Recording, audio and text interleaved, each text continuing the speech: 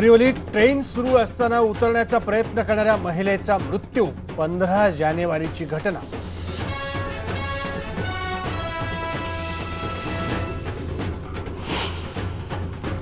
जेव्हा प्रवेश सुरू होईल तेव्हा भूमाता ब्रिगेडच्या महिला कार्यकर्त्या जातीलच, परंतु तेव्हा सपत्नीक आपण तिथे दर्शनाला यावं आणि एक नवा आदर्श महाराष्ट्रासमोर घडवावा। मुख्यमंत्र्यांनी सपत्नीक शनी चौथऱ्यावर येऊन दर्शन घ्यावं, भूमाता ब्रिगेडच्या तृप्ती देसाई यांची मागणी। मुख्यमंत्र्यांना दिलं निवेदन।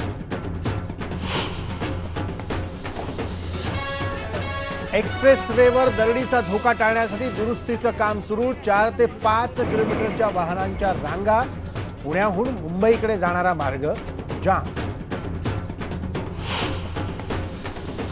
नागपुरात प्रजासत्ताक दिनाच्या दिवशी गुंडांची रॅलीत सहभागी 300 जणांवर वेगवेगळे गुन्हे दाखल, पोलिसांची कारवाई नाही।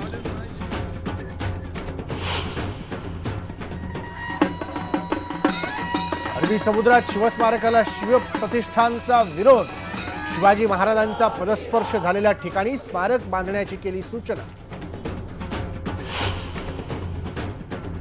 शरद पवारांना रोबी रुग्णालयातून मिळाला डिस्चार्ज, हेलिकॉप्टरनं मुंबईत दाखल।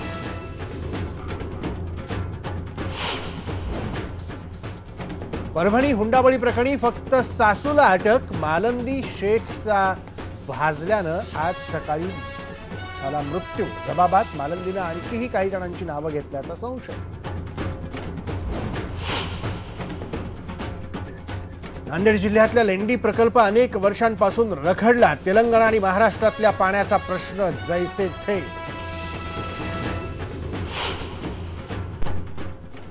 ज्येष्ठ समीक्षक द.भी. कुलकर्णी यांचं पुण्यात उपचारादरम्यान निधन, वैकुंठ स्मशानभूमीत झाले अंत्यसंस्कार।